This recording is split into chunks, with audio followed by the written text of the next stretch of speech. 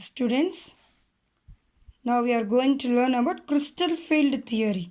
Okay, in the central metal atom, it's have 5 d orbitals. Okay, so what is the 5 d orbitals? There are 5 d orbitals. Each d orbital's name such as dxy, dyz, dzx, dx squared minus y squared, dz squared. Now I explained that page number 153. Third point, I will explain the third point, 3 steps in the third point. So I will explain that what is that step 1, step 2 and step 3. Okay. So in the step 1, the 5d orbital in the central metal atom are a degeneracy. That is the first point. What is the meaning of that point? So the 5 d orbitals is the in that central metal atom. So each 5 orbitals each 5 orbitals names such as dxy, dyz, dzx, dx squared minus y squared, dz squared. Okay. So these 5 d orbitals in a degeneracy levels means that 5 d orbitals present in a same energy level. Okay.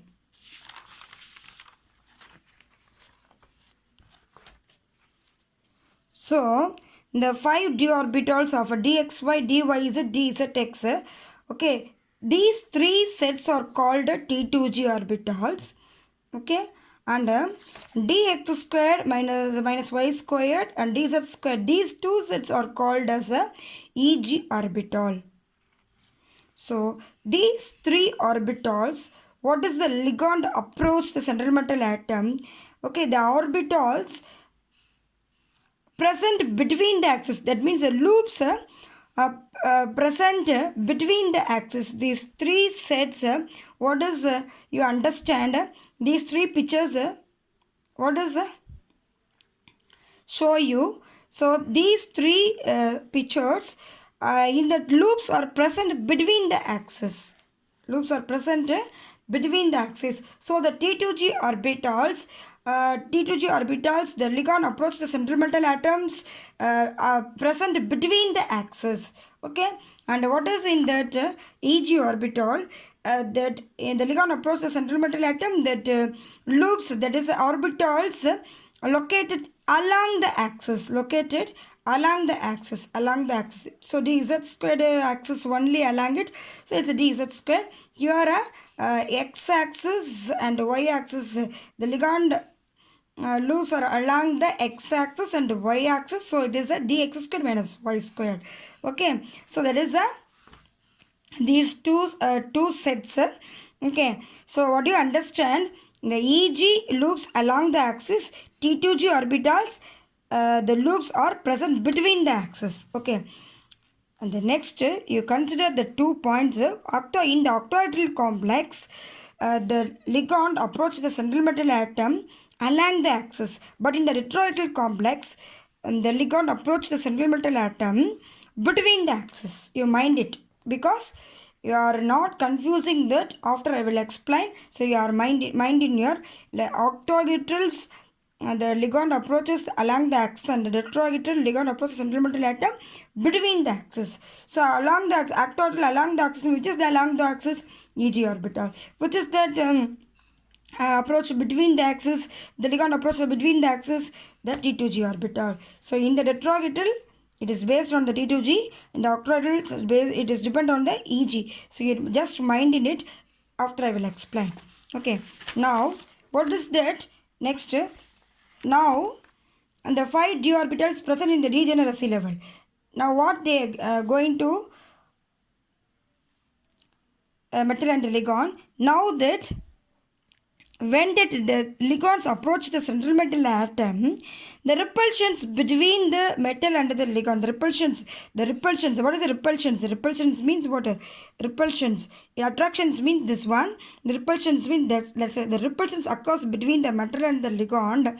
So what happened? The spherical crystal field is created by the ligand. The spherical crystal field is created by the ligand. When the repulsions occur between the metal and the ligand, the ligand negative atom of negative ion of the ligands create the spherical crystal field. Okay, in the spherical crystal field means what happened, that this degeneracy level of the 5d orbital is disturbed. Okay,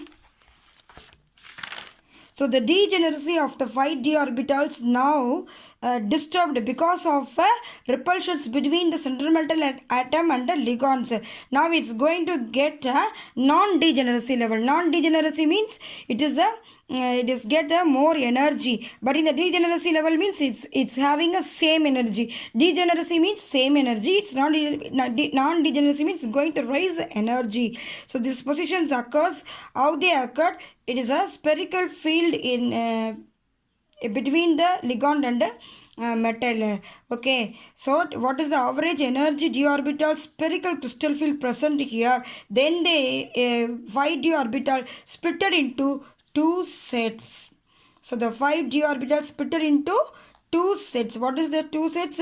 One is the EG sets, another one is the T2G sets.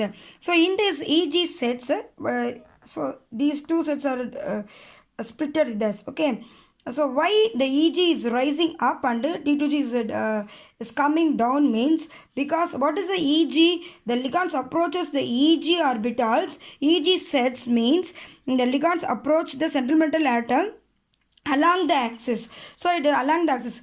In that octohedral also it ligands approach the central metal atom along the axis. So the EG is rising up and T2G is down in the octohedral complex. Do you understand? But in the tetrahedral complex, the T2 is rising up, E is going down, because in the octohedral complex, the ligand approaches the central metal atom in between the axis. In between the axis means the T2G of the orbitals. In the T2G orbitals, the loops are located between the axis. Do you understand? So only the T2G is rising up and E is coming down. Why I am not write the G means, according to the spectroscopic principle, you are not write the Gerard symbol G. Okay, according to the spectroscopic principle, in the tetrahedral complex, you are not write the Gerard symbol G. So you are not write the G, only you are write the T2 and you are write the E. Is it clear? So look at this picture. This is the barrier point. This is the barrier position, you know. So it is the central point, is the barrier point. Now the crystal field splitting energy is represented by, in the octohedral complexes means del O. In the octohedral complexes means del T. Okay, so in the octohedral complex del O. So what is that? This del O value of this here barrier to EG orbital means plus 3 by 5, but in that T2G energy value, the delta naught value is a minus 2 by 5. How it is you write it means 5 d orbitals, you know. So you have to 5 write it in the denominator. So how do you write that in the numerator means this EG orbitals against the three orbitals of T2G orbitals. So the 3 orbitals, this EG against to the 3 orbitals. So the against orbitals number you will write on the numerator. The same thing here, the 5 orbitals, so you have to put in the 5 orbitals in that denominator. What do you write in the numerator? The against in the this is for the T2G level. So this is the T2G level is against for 2 orbitals. So against for 2 orbitals means opposite after 2. So you put the 2. Simply I will tell you the tricks for you. You have to write 5 orbitals in that denominator. Oppositely, you notice the opposite, how many of the orbitals in that opposite, that you write it on that numerator. Is it clear? So here why I put the plus symbol means it is a rising up the energy, so I have to put a plus, but this is the downing the energy. So the energy is decreases, so I put the minus symbol. Is it clear? Okay. And what in that tetrahedral complex? Okay. T2G up, rising up, and E is going down, So T2G is having 3 orbitals. So you have to write the denominator in the 5. Opposite of the orbital is 2, you have to write the 2. Here, the denominator you have to 5 orbitals, so you put a 5. What is the numerator? Opposites of the orbital is a 3, you have to write the 3. Okay, this is the rising up energy, so it's a plus symbol. It's a downing energy is a minus symbol. So it is a reverse of the octahedral. You get a reverse of the octahedral, you get the tetrahedral structure. Okay, thank you students. If you doubt means you will ask me. Thank you.